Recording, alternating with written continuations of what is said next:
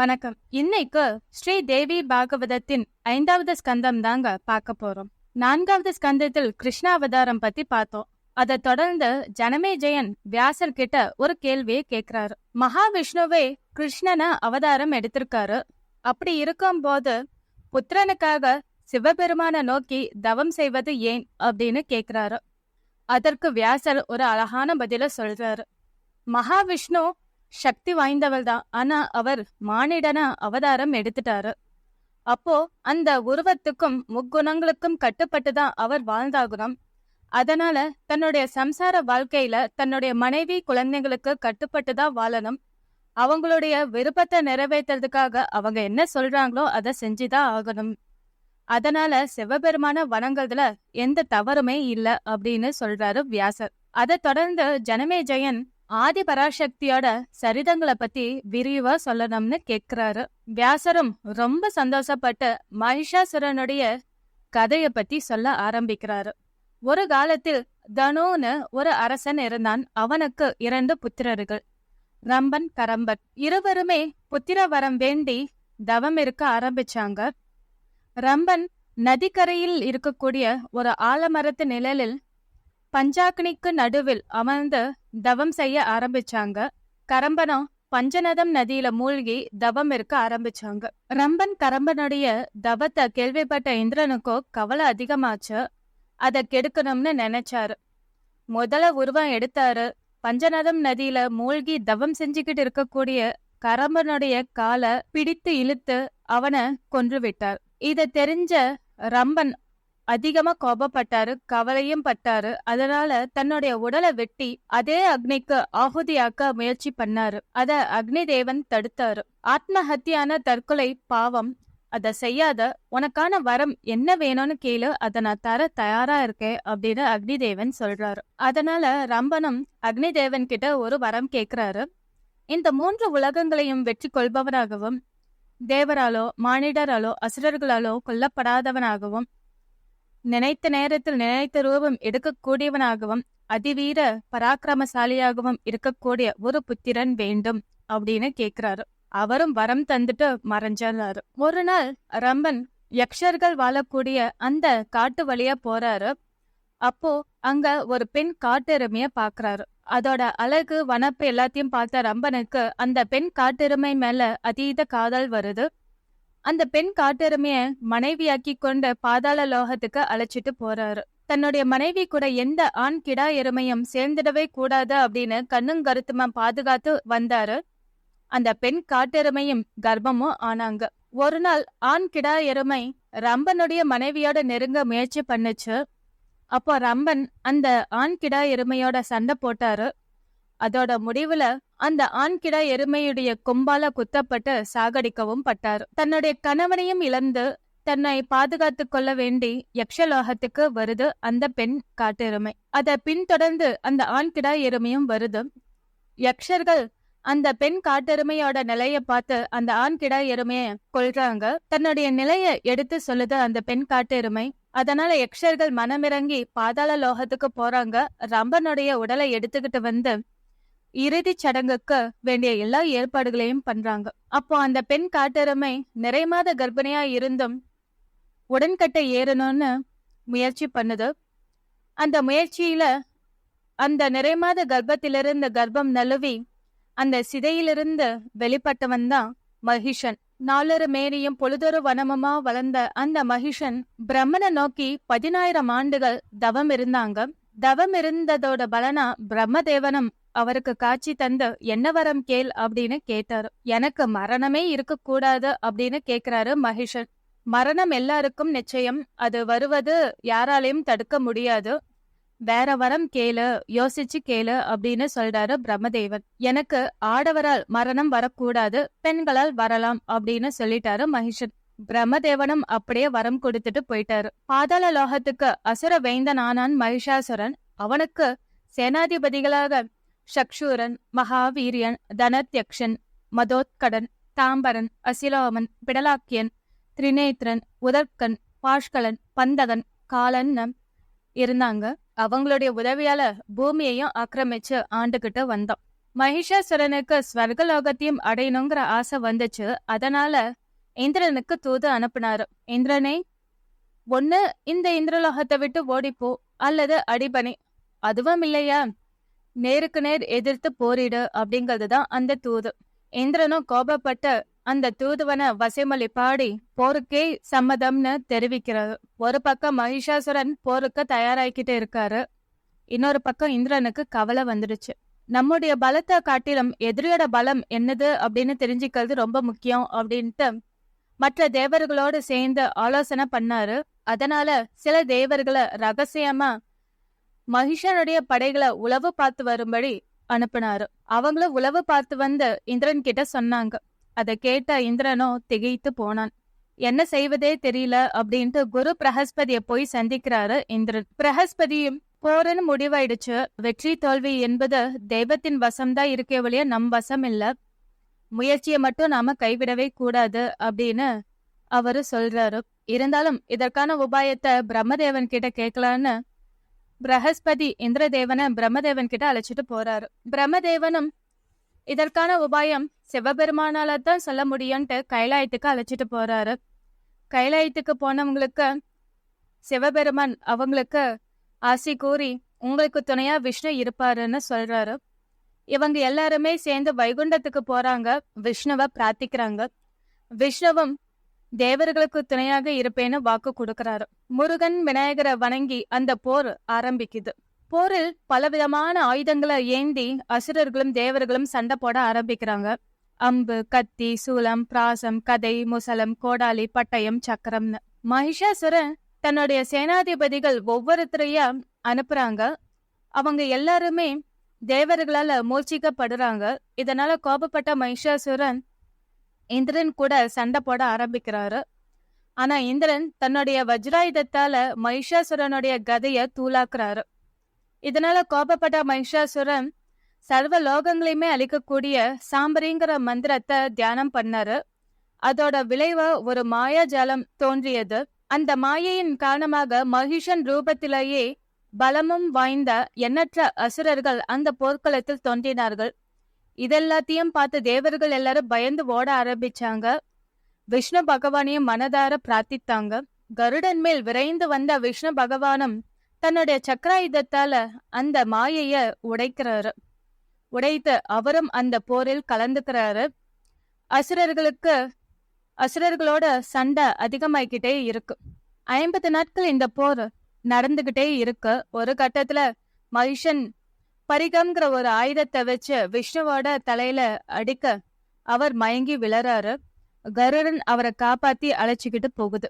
மயக்கம் தெரிந்த மகாவிஷ்ணு மறுபடியும் போர்க்களம் வந்து தொடர்ந்து சண்டை போட ஆரம்பிக்கிறாரு. இருந்தாலும் தேவர்களுக்கு தோல்வியும் அசுரர்களுக்கு வெற்றியும் கிடைக்குது. தேவர்கள் எல்லாருமே பயந்து போய் தங்களுடைய உயிரை காப்பாத்திக்கிறதுக்காக மறைஞ்சு வாழ ஆரம்பிக்கிறாங்க. அசுரர்கள் தலைவனான மகிஷாசுரன் தன்னுடைய அசுரர்களோடு தேவலோகத்தை ஆக்கிரமிச்சு அங்க இருக்கக்கூடிய செல்வங்களை எல்லாத்தையும் அவங்களுக்கு உரிமையாக்கிக்கிறாங்க. சுகபோகத்தோட வாழவும் ஆரம்பிக்கிறாங்க. சில காலம் கழித்த தேவர்கள் அனைவரும் பிரம்மதேவனை போய் சந்திக்கிறாங்க. அவங்கள சரணடைஞ்சு ஒரு உபாயம் சொல்லணும்னு பிரார்த்திக்கிறாங்க. மகிஷாசுரனை அழிக்கணும் அப்படின்னா அது ஒரு பெண்ணால் மட்டும்தான் முடியும், ஆடவரால் முடியாது. பிரம்மதேவனும் ஒரே ஒரு வழிதான் இருக்கு, அத சிவசக்தி மட்டும்தான், ஆதிசக்தி மட்டும்தான். பிரம்மசக்தி, விஷ்ணு சக்தி, சிவசக்தி, இந்த 3 சக்தியும் ஒன்று கூடி ஒரு சிவசக்தி உண்டாகும். அவளே உங்களுடைய துன்பத்துக்கு முடிவு கட்டுவாள் அப்படின்னு பிரம்மதேவன் சொல்றாரு. அப்போ அந்த சக்தியை அழைக்கணுமே அப்படின்னு பிரார்த்திக்கிறாங்க தேவர்கள். சக்தி வெளிப்படணும்னா அதற்கு சிவபெருமானோட அனுகிரகம் வேணும். சிவபெருமான் இருந்தால் மட்டுமே சக்தி வெளிப்படுவாள் அப்படிங்கிறாரு பிரம்மதேவன். இவங்க எல்லாருமே மனமுருகி சிவபெருமான தியானிக்கிறாங்க. சிவபெருமான் வருகிறார். அவர் வந்ததும் சக்தி தெய்வமும் வெளிப்பட ஆரம்பிக்கிறாங்க. ஒவ்வொரு தேவர்களிடத்திலிருந்தும் ஒவ்வொரு சக்தி புறப்பட்டு ஒரே சக்தியா சேர்ந்து ஒன்று திரண்டு தேஜோமயமாக ஒரு ரூபவதியாக தோன்றுகிறாள். அவளை எல்லா தேவர்களும் போற்றி வணங்குறாங்க. எந்தெந்த தேவர்கள் கிட்ட இருந்து எந்தெந்த சக்தி எந்த ஒளியில் வந்தது அப்படிங்கறத பத்தி சொல்லியிருக்காங்க. பிரம்மனின் முகத்திலிருந்து வந்த அந்த சக்தியானது இரத்த நிறத்திலும் பத்மராகம் போன்ற ஒளியை உடையதாகவும் இருந்தது. விஷ்ணுவுடைய உடலிலிருந்து வந்த அந்த சக்தியானது வெண்மை நிறத்திலும் சத்வகுணமயமாகவும் இருந்தது. சிவபெருமானின் உடலிலிருந்து வந்த அந்த அற்புத சக்தியானது வெண்மை நிறத்திலும் தமோகுணமயமாயும் பிரகாசித்தது. இந்திரனுடைய உடலிலிருந்து வந்த அந்த சக்தியானது சித்திர வடிவமாகவும் சகல குண சம்பத்தோடும் பிரகாசித்தது. திக்பாலகர்களுடைய உடலிலிருந்து வந்த சக்தியானது பல வர்ண கிரணங்களோடு ஜுவாலையோடு பிரகாசித்தது. அந்த தேவியின் ரூபமானது ஒளி பிளம்பாகவும் வெண்மை ஒளி வீசும் திருமுகத்தோடும் கருணை பொங்கும் கருவிழியோடும் பவளம் போன்ற உதட்டோடும் 18 ஆயுதங்களை ஏந்திய 14 திருக்கரங்களோடும் சர்வாபரண பூஷதையாக மோகினி ரூபத்தோடு நித்திய சுந்தரியாகவும் ஈடு இணையற்ற மனோகரமாக இருந்தாள். அவளுடைய திருமுகம் சிவனின் தேஜோ ராசிகள். நீண்டு நுனி சுரண்டு இருக்கக்கூடிய அவளுடைய கூந்தல் மேக வர்ணத்திலும் யமனின் அம்சமாகவும் இருந்தது. மன்மதனின் வில்போல் வளைந்த அவளுடைய புருவம் சந்தியாதேவியின் தேஜோ ராசிகள். கருப்பு, சிகப்பு, வெண்மைன்னு இருக்கக்கூடிய அந்த 3 கண்களும் அக்னியின் அம்சம். எள்ளுப்பூ போன்ற அந்த குவிந்த மூக்கு குபேரனின் அம்சம். நிர்மலமற்ற ஒளி வீசும் பல்வரிசைகள் பிரம்மதேவனின் அம்சம். மேலுதடு முருகன் அம்சம், கீழுதடு அருணன் அம்சம். மூங்கில் போன்ற 14 திருக்கரங்கள் விஷ்ணுவின் அம்சம். சிகப்பு நிறமான நகங்கள் அஷ்டவசுக்களின் அம்சம். மார்பு கும்பங்கள் சந்திரனின் அம்சம். 3 ரேகைகளோடு கூடிய இடை இந்திரனின் அம்சம். துடைகளும் முழங்காலும் வருணனின் அம்சம். பிருஷ்டபாகங்கள் பூதேவியின் அம்சம். நிதம்பம் விபுலனுடைய தேஜோ அம்சம்.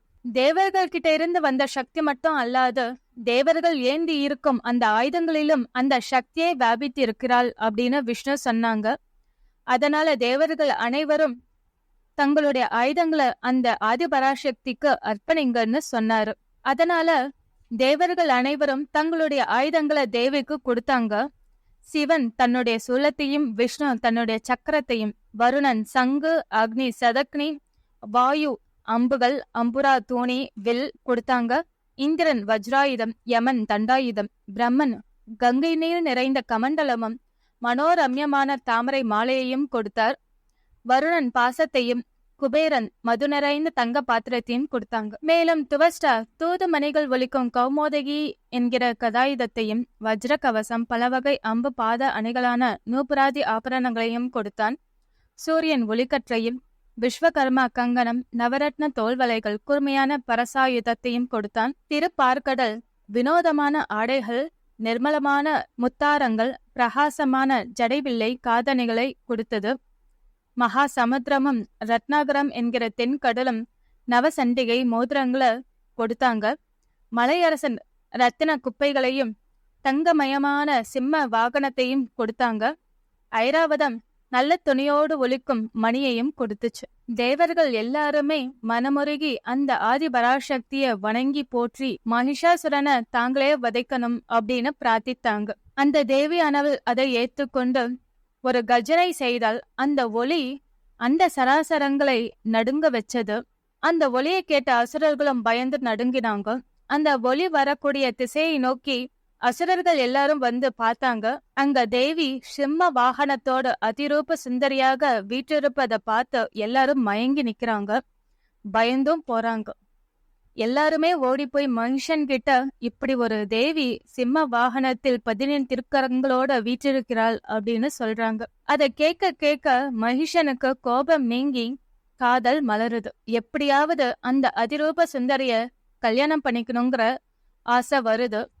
அதற்காக தன்னுடைய அமைச்சனை போய் அந்த தேவி கிட்ட பேசும்படி சொல்றாரு. அமைச்சனும் தேவி கிட்ட போய் பலவாறாக பேசுறாரு. நல்ல குலத்தில் பிறந்த பெண் தனக்கு நிகரான ஒருத்தனை தான் கணவனாக வரிப்பாள், ஒரு எரும மாட்ட கல்யாணம் பண்ணிக்க மாட்டா அப்படின்னு தேவி சொல்லிட்டு, நான் இங்க போர் புரியதான் வந்திருக்கேன், உன் அரசனை வர சொல்லு போரிட அப்படின்னு சொல்றாங்க அந்த தேவி. அமைச்சனும் மகிஷன் கிட்ட அது அப்படியே போய் சொல்றாங்க. இருந்தாலும் மகிஷனுக்கு அந்த போரில் மனம் செல்லவே இல்லை. எப்படியாவது மற்ற அமைச்சர்களோட கலந்து ஆலோசிக்க முயற்சி பண்ணாரு. அப்போ தாம்பரன்கிற அசுரன் வீரப்போர் புரிந்து அவளை ஜெயிச்சு நீங்க கல்யாணம் பண்ணிக்கலாமேன்னு ஒரு ஆலோசனை சொல்றாரு. அதனால முதல் யுத்தம் ஆரம்பமாகுது. மகிஷன் பாஸ்கலன் துன்முகன் இருவரையும் அனுப்புறாங்க. அவங்க இருவரும் தேவியின் திருக்கரங்களால் மாண்டு போறாங்க. இரண்டாவது யுத்தத்தில் சிக்ஷு தாம்பரன் இருவரும் தேவியின் திருக்கரங்களால் மாண்டு போறாங்க. மூன்றாவது யுத்தத்தில் பிடாலன் அசிலோமன் இறந்து போறாங்க. அதனால மகிஷனை தன்னுடைய தாருகன்கிற ரதத்தை ஏறி தேவி கிட்ட போரிட வராரு.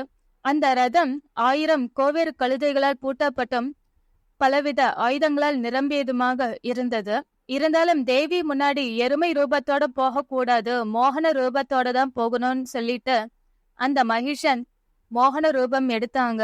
தேவியின் முன்னாடி போய் நிக்கிறாரு. தேவி கிட்ட பலவாரா பேசுறாரு, தன்னை திருமணம் செய்து கொள்ளும்படி. தேவி அதை அலட்சியப்படுத்துறாங்க. அதனால நீ இப்படி என்னை அலட்சியப்படுத்துறதுனால எனக்கு மண்டோதரி ஞாபகம் தான் வருது. மண்டோதரியும் அப்படித்தான் அழகாகவும் துணையாகவும் வந்த ஆடவனை விட்டுட்டு துஷ்டனான கணவனை அடைஞ்சா. உன் விதியும் அப்படிதான் இருக்கு போல அப்படின்னு ஏளனமா மகிஷாசுரன் சொல்றான். இத கேட்டு அந்த தேவியானவர் அந்த மண்டோதரி யாரு அப்படின்னு கேள்வி கேக்குறாங்க. அவங்களுடைய கதையை சொல்றாரு மகிஷாசுரன். சிம்மல தேசத்து அரசனான சந்திரசேனன் தர்மசீலனாகவும் அறநெறி தவறாதவனாகவும் ஆட்சி புரிந்து வந்தான். அவனுடைய மனைவி குணவதி. இவங்க இருவருக்குமே ஒரு மகள் மண்டோதரி. மண்டோதரிக்கு திருமண வயது வந்ததும் புரோகிதர்களை அழைத்து அவளுக்கு நல்ல வரன் பார்க்க சொன்னாரு அரசன். புரோகிதர்களோ, மந்திர தேசத்து அரசனான சுதன்மனுக்கு ஒரு குமாரன் இருக்கிறான், கம்புக்ரேவன். அவன் அழகிலும் அறிவாற்றலிலும் சிறந்தவன். அவனே உம்முடைய பொண்ணுக்கு பொருத்தமானவன் அப்படின்னு சொல்றாங்க. அதை கேட்டு சந்தோஷப்பட்ட அரசன் தன் மனைவி குணவதி கிட்ட சொல்றாரு மண்டோதரி கிட்ட சொல்லும்படி. ஆனால் மண்டோதரியோ தனக்கு திருமணத்தில் விருப்பமே இல்ல, நான் கௌமார விரதம் இருந்து கன்னியாகவே வாழப் போகிறேன் அப்படின்னு சொல்றாங்க. அரசனால ஒண்ணுமே செய்ய முடியல. இப்படியே காலம் போகுது. ஒரு நாள் தன் தோழிகளோடு நந்தவனத்தில் விளையாடிக்கிட்டு இருக்காங்க மண்டோதரி. தோழிகளும் பலவாறாக கேள்விகள் கேக்குறாங்க. இப்படியேதா காலத்துக்கும் கல்யாணமே பண்ணிக்காம இருக்க போறியா அப்படின்னு பலவாறா கேக்குறாங்க. அதே சமயத்தில் கோசல தேசத்து அரசன் வீரசேனன் தன்னுடைய படை பரிவாரங்களோட ரதத்தில் வந்துகிட்டு இருக்காங்க. அவங்களுடைய அழக வர்ணிக்கிறாங்க மண்டோதரியின் தோழிகள். அதை கேட்டு அலட்சியப்படுத்துறாங்க. இருந்தாலும் அந்த வீரசேனன் மண்டோதரிய பாக்குறாரு. பார்த்ததும் மண்டோதரிய திருமணம் செஞ்சுக்கணும்னு ஆசையும் படுறாரு. மண்டோதரியின் தோழிகள் கிட்ட தன்னுடைய விருப்பத்தை சொல்றாங்க. இப்பவே காந்தர்வ திருமணம் செஞ்சு கொள்ளவும் தயாரா இருக்கேன், அப்படி இல்லைன்னாலும் முறைப்படி கூட திருமணம் செய்துக்க தயாரா இருக்கேன் அப்படின்னு தன்னுடைய விருப்பத்தை சொல்லி அனுப்புறாரு. தோழிகளும் அவ்வாறே போய் மண்டோதரி கிட்ட சொல்றாங்க. இருந்தாலும் மண்டோதரி தோழிகள் சொல்வன எல்லாவற்றையும் கேட்டு அலட்சியப்படுத்தி வெறுத்து அனுப்புறாங்க. அவரும் மனசு உடைஞ்சு கிளம்பிடுறாரு. ஒரு கட்டத்துல மண்டோதரியின் தங்கையான இந்துமதிக்கு திருமண ஏற்பாடுகள் நடக்க ஆரம்பிக்குது. இந்துமதியும் சுயம்பரத்துக்கு வந்திருந்த அரசர்கள்ல தனக்கு பிடித்தமான ஒரு அரசனை கல்யாணம் பண்ணிக்கிட்டாங்க. அங்க வந்த அரசர்கள்ல மகா துஷ்டனான சாருதோஷனை பார்த்ததும் மண்டோதரிக்கு காதல் வந்துடுச்சு. உடனே தன்னுடைய தந்தையை அழைத்து இவனையே திருமணம் செய்து கொள்ள விரும்புகிறேன் அப்படின்னு சொன்னாங்க.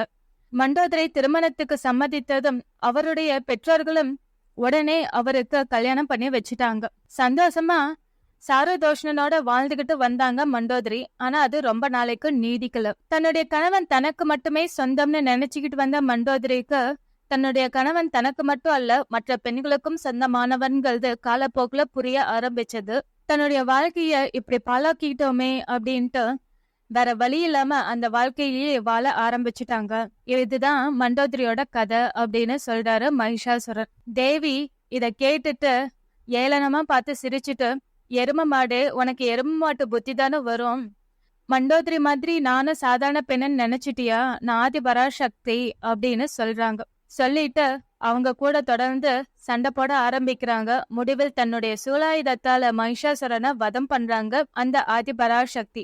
அவளே மகிஷாசுர மர்தினியா மாறாங்க.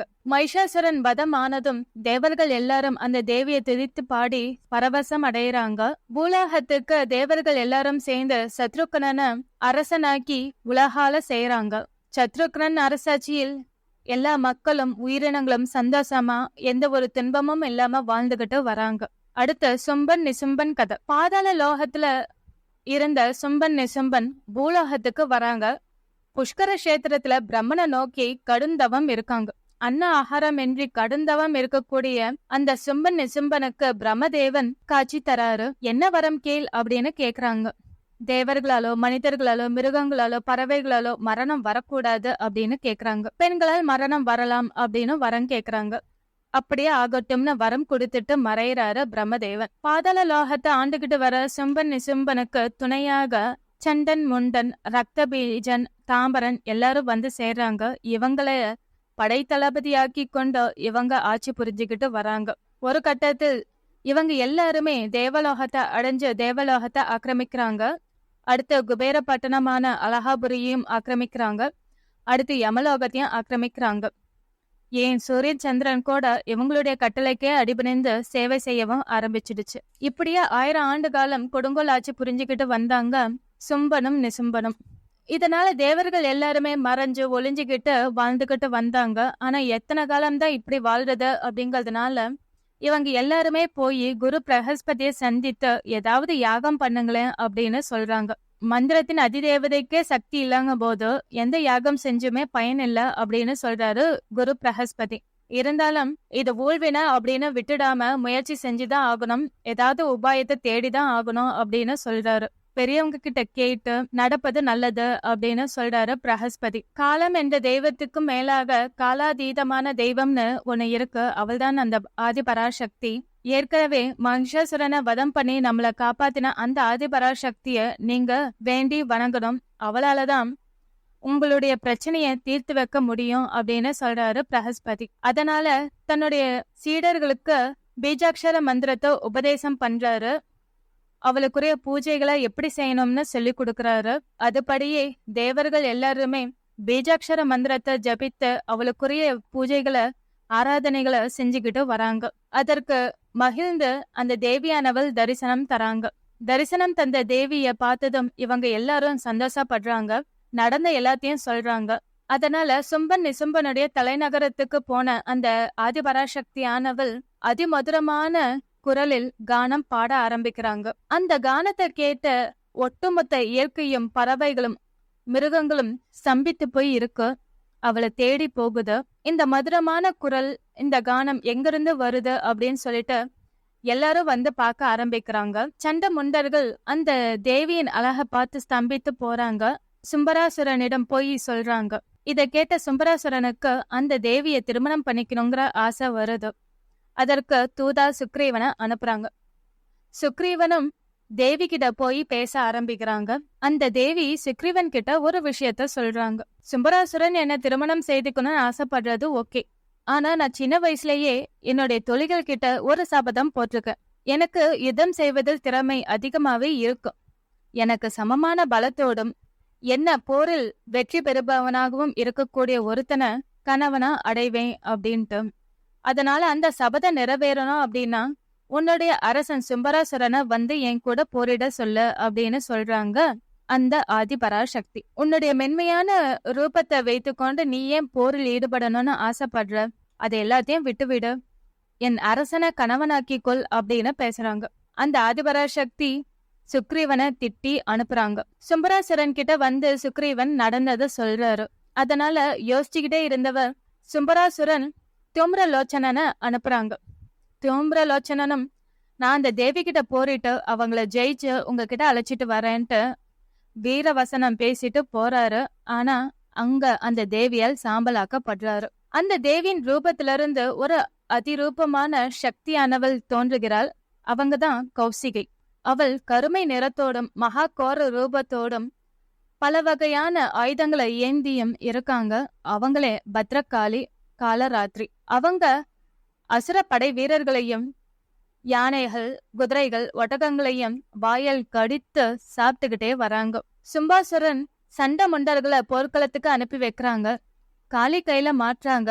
தேவியோட ஆக்ஞைப்படி காளி தேவி அவங்க இருவரின் தலைய வெட்டி அவங்களுடைய ரத்தத்தை குடிக்கிறாங்க. அதனாலேயே அந்த தேவியானவள் காளி தேவிய சாமுண்டின்னு அழைக்கிறாங்க. இப்படி அசுரர்கள் பலம் குறைய குறைய தேவர்களுக்கு சக்தி அதிகமாய்கிட்டே இருக்கு.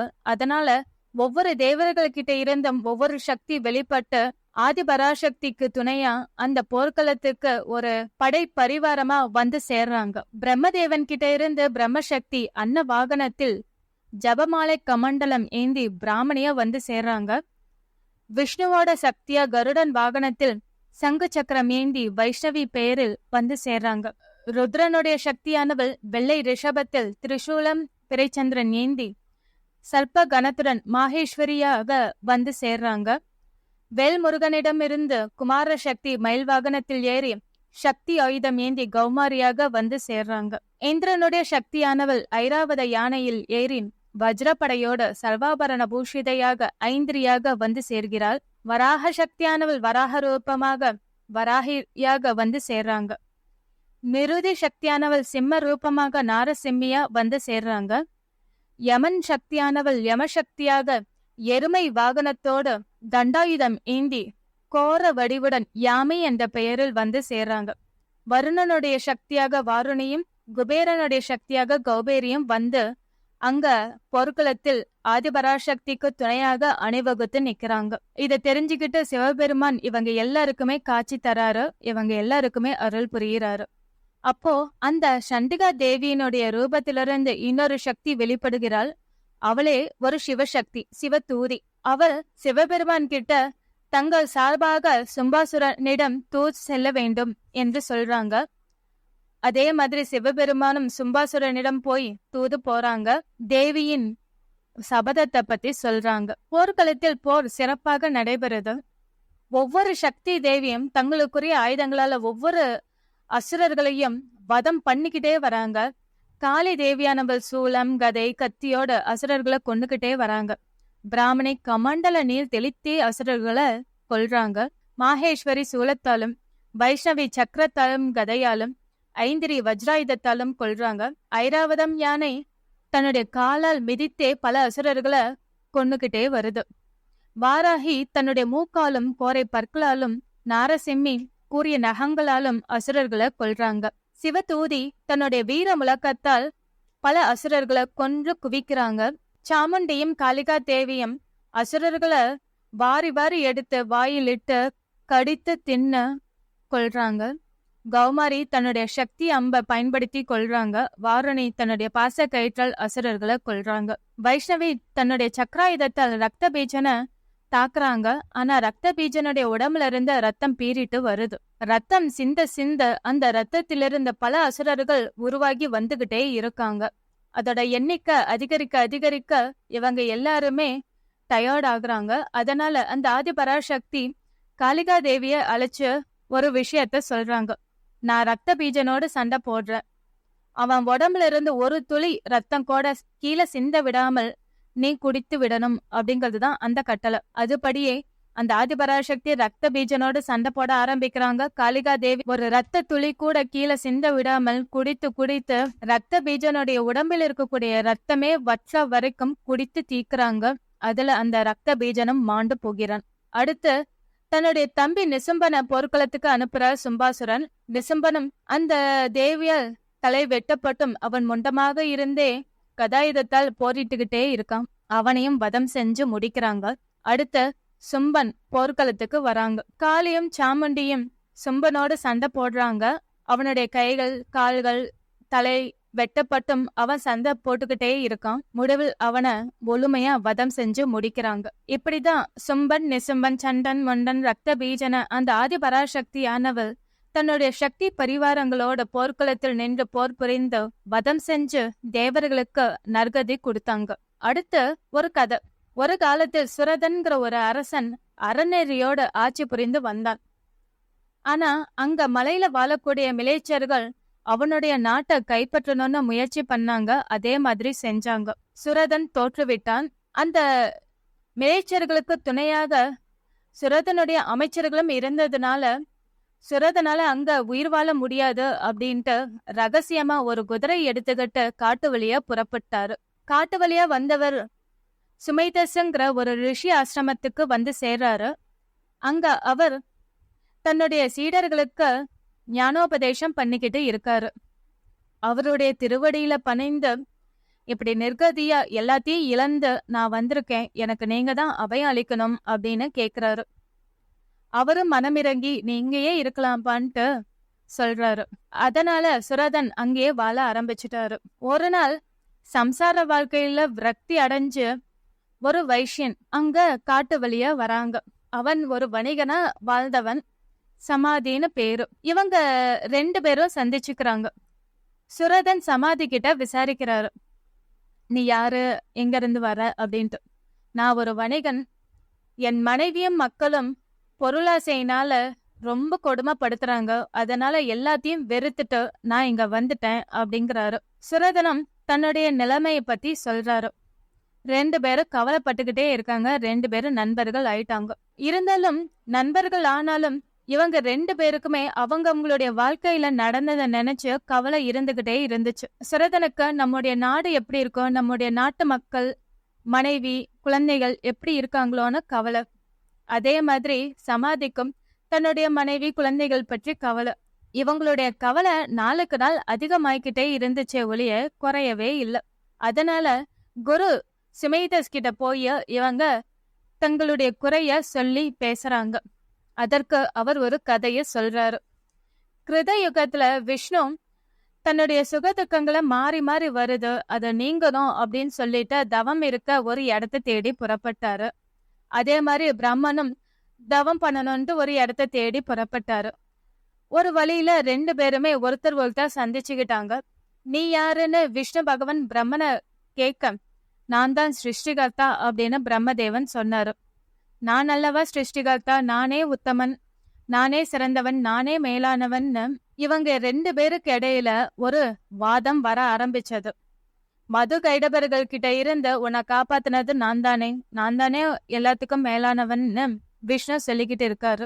இப்படி இவங்க 2 பேருக்கு இடையில வாதம் அதிகமாக ஆக அங்க இவங்களுக்கு மத்தியில அமிர்தம் போன்று வெண்மை நிறத்தோட ஒரு மகாலிங்கம் எழும்ப ஆரம்பிக்குது. அது மிக ஆழ்ந்தும் அகன்றும் உயர்ந்தும் காணப்படுது. அதோட முடியையோ அடியையோ காணவே முடியல. அப்போ அவங்களுக்கு ஒரு அசரீரி கேக்குது, உங்களில் யார் சிறந்தவர்கள் அப்படின்னு ஏன் இப்படி வாதம் பண்ணிக்கிட்டு இருக்கீங்க? உங்களில் எவன் ஒருவன் அடியையோ முடியையோ முதலில் காண்கிறானோ அவனை சிறந்தவன் அப்படின்னு அசரீரி சொல்லுது. பிரம்மதேவன் அன்ன வடிவம் எடுத்துக்கிட்டு மகாலிங்கத்தின் முடியை காண மேல பறந்து போறாரு. மகாவிஷ்ணுவும் பன்றி ரூபம் எடுத்து பூமியை குடைந்து அடியை காண புறப்பட்டு போறாரு. ஒரு கட்டத்துல பிரம்மதேவன் தாளம்பூவோட திரும்பி வந்து விஷ்ணு கிட்ட, நான் தான் சிறந்தவன், மகாலிங்கத்தின் முடியிலிருந்து எடுக்கப்பட்ட தாளம்பூ தான் இது அப்படின்னு விஷ்ணு கிட்ட காட்டுறாரு. நீ சொல்வது பொய், என்னால நம்ப முடியாது அப்படிங்கிறாரு விஷ்ணு பகவான். இதுக்கு தாளம்பூதான் சாட்சின்னு தாளம்பூவை சொல்றாரு பிரம்மதேவன். தாளம்பூவும் பிரம்மதேவனுக்கு ஆதரவாக பொய் சாட்சி சொல்லுது. உடனே சிவபெருமான் அவங்க இருவருக்கும் காட்சி தராங்க. தாளம்பூ மேல கோபப்படுறாரு. பொய் சாட்சி சொன்னதுனால இனிமே என் பூஜைக்கு உகந்தவளாக இனி நீ இருக்க மாட்டாய் அப்படின்னு தாளம்பூக்கு சாபம் கொடுக்கறாரு சிவபெருமான். பிரம்மதேவனும் இப்படி பொய் சொல்லிட்டோன்ட்டு தலை குனிந்து நிக்கிறாரு. இன்னொரு பக்கம் மகாவிஷ்ணு அகங்காரத்தினால இப்படி நாம நடந்துகிட்டோமேன்னு வருத்தப்பட்டு நிக்கிறாரு. இத சுமேதஸ் முனிவர் சுரதன் கிட்டையும் சமாதி கிட்டையும் சொல்றாரு. ஏன் பிரம்மாவும் விஷ்ணுவும் இப்படி தேவையே இல்லாம தான் தான் பெரியவன், தான் தான் சிறந்தவன் சண்டை போட்டுக்கணும்? இது எல்லாமே ஒரு மாயை தான். அந்த மாயை யார் கட்டுப்பாட்டுல இருக்கு அப்படின்னா அந்த ஆதிபராசக்தியோட கட்டுப்பாட்டில் தான் இருக்கு. அவள்தான் உங்களுக்கு துணை புரிய வேண்டும். அதனால அவளுடைய நவாக்ஷர மந்திரத்தை உங்களுக்கு உபதேசம் பண்றேன். மேலும் நேரம் கிடைக்கும் போதெல்லாம் 3 கதைகளையாவது நீங்க படிக்கணும். படிச்சுக்கிட்டே வாங்க, அவளுடைய அனுகிரகத்தினால உங்களுக்கு நல்லதே நடக்கும்னு சுமேதஸ் முனிவர் சொல்றாரு. நவாக்ஷர மந்திரத்தை வாங்கிக்கிட்டவங்க அத ஜபிக்க ஆரம்பிக்கிறாங்க. சுரதனும் சமாதியும் நவாக்ஷர மந்திரத்தை முறைப்படி ஜபிக்கிறாங்க. அதே மாதிரி தேவியின் சரிதத்தையும் படிச்சுக்கிட்டே வராங்க. 1 மாதத்திற்குள்ளேயே அவங்களுக்குள்ள இருந்த கவலையெல்லாம் மறைஞ்சு இனம் புரியாத ஒரு உற்சாகம் ஏற்பட்டுச்சு. அந்த உற்சாகத்தோட அவங்க ரொம்ப சந்தோஷமா இருந்தாங்க. அந்த உற்சாகத்தினால மறுபடியும் மேலும் 3 ஆண்டு காலம் தொடர்ந்து தவம் இருக்க ஆரம்பிச்சாங்க. அந்த தவத்தின் பலனாக ஒரு நாள் கனவில் அந்த தேவியானவள் அவங்களுக்கு காட்சியம் தந்தாங்க. எந்திரிச்சு பார்த்தவங்களுக்கு அந்த தேவியின் காட்சி மறைஞ்சிடுச்சு. அந்த நொடி பொழுது காட்சி இன்னும் நீடிக்க கூடாதா அப்படிங்கிற ஆசை அவங்க 2 பேருக்கும் இருந்துச்சு. அந்த தேவிய மறுபடியும் தரிசிக்கணும் அப்படிங்கிற ஆசை அதிகமானதுனால சுரதனும் சமாதியும் தங்களுடைய உடலை வெட்டி ஆஹூதியாகிய அக்னி குண்டத்துல ஹோமம் நடத்த ஆரம்பிச்சாங்க. அதனால அந்த தேவியானவள் அவங்க இருவருக்குமே காட்சி தந்தாள். காட்சி தந்து உங்களுக்கு என்ன வரம் வேண்டும் கேளுங்க அப்படின்னு சொன்னாங்க. சுரதன் தனக்கு தன்னுடைய நாடு வேணும், ராஜ்யம் வேண்டும் கேக்குறாங்க. நீ இப்போதே உன்னுடைய ராஜ்யம் செல்லலாம், பகைமை நீங்கி நட்பு பாராட்டுவர் அப்படின்னு அனுகிரகம் பண்றாங்க. அது மட்டும் அல்லாம கால முடிவில் நீ சூரியனை சேர்ந்த அடுத்த பிறவியில் மனுவாய் பிறப்பாய் அப்படின்னு அருள் புரியுறாங்க. சமாதி சம்சார வாழ்க்கையில் உழன்று நான் அதிகமா துன்பப்பட்டுட்டேன். இனிமே அந்த வாழ்க்கைக்கு நான் திரும்பி போக விரும்பவே இல்லை. நான் இங்கேயே இப்படியே இருக்கேன். அதனால மோட்சம் அடையக்கூடிய ஞானம் எனக்கு சித்திக்கணும்னு என்னை ஆசீர்வாதம் பண்ணுங்க அப்படின்னு சமாதி மனமுருகி பிரார்த்திக்கிறாரு. தேவியும் அவ்வாறே அவங்களுக்கு அனுகிரகம் பண்றாங்க. சுரதனும் சமாதியும் ஆசிரமத்துக்கு வராங்க. அங்க அமைச்சர்கள் எல்லாரும் சுரதனுக்காக காத்துக்கிட்டு இருக்காங்க. அத பார்த்து அதிர்ச்சி அடைகிறாரு, சந்தோஷமும் படுறாரு. அந்த தேவியினுடைய வாக்கு இவ்வளவு சீக்கிரத்திலேயே பலிக்கும் அப்படின்ட்டு. அப்புறம் ரிஷி கிட்ட சொல்லிட்டு தன்னுடைய நாட்டுக்கு திரும்பி நன்முறையில் ஆட்சி புரிஞ்சுக்கிட்டு வந்தாரு சுரதன். சமாதி அதே ஆசிரமத்தில் தங்கி தன்னுடைய ஞான வழியில் ஆத்ம ஞானத்தை அடையிறதுக்கான மோட்ச வழியை தேடி போய்கிட்டே இருந்தார். நவராத்திரியில 9 நாட்களும் விரதம் இருப்பது சிறந்தது. அப்படி அந்த 9 நாட்களும் விரதம் இருக்க முடியல அப்படின்னாலும் அஷ்டமி, நவமி, சதுர்த்தசி இந்த 3 நாளிலாவது விரதம் இருக்கணும். அதுவே அந்த 9 நாள் விரதம் இருந்ததுக்கான பலனை கொடுக்கும். அது மட்டும் இல்லாம சர்க்கரை, நெய், தேன் கலந்த பாயசத்தை அம்பாளுக்கு படைக்கணும். நிர்மலமான வில்வ இலைகள், செவ்வரளி, சர்க்கரையோடு கலந்த எள் கொண்டு அர்ச்சனை செய்து பூஜை செய்து வந்தால் தரித்திரனும் தனவான் ஆவான், வியாதிகள் நீங்கி ஆரோக்கியசாலி ஆவீர்கள். குழந்தை இல்லாதவர்களுக்கு குழந்தை கண்டிப்பாக பிறக்கும், பகை நீங்கும், ஒருவன் கல்வியில் சிறந்தவனாக விளங்குவான், சகல சுகங்களையும் பெறுவார்கள். அது மட்டும் இல்லாம ஞானத்தையும் மோட்சத்தையும் அடைவர். இதுதாங்க இந்த 5வது ஸ்கந்தம். இந்த 5வது ஸ்கந்தத்தில் நாம தெரிஞ்சுக்க வேண்டிய ஒரே ஒரு இம்பார்ட்டன்ட் விஷயம் என்ன அப்படின்னா, குரு பிரகஸ்பதி சொன்னது, வெற்றியோ தோல்வியோ முயற்சிய நம்ம கைவிடவே கூடாது. நம்ம தலையெழுத்து இவ்வளவுதான், இதுக்கு மேல எதுவுமே செய்ய முடியாது, காலம்தான் பதில் சொல்லுன்ட்டு நம்ம காத்துக்கிட்டு இருக்கிறதுனால பிரயோஜனமே இல்ல. பெரியவங்க கிட்ட ஆலோசிச்சு அதற்கான உபாயத்தை தேடி எடுத்துக்கணும். காலம் வலிமையானதுதான், ஆனா அந்த காலத்தையே கட்டுப்படுத்தக்கூடிய அந்த தெய்வத்துக்கு வலிமை, சக்தி ரொம்ப அதிகம். அதனால அந்த ஆதிபராசக்தியை போற்றி வணங்குவோம். தேங்க்யூ.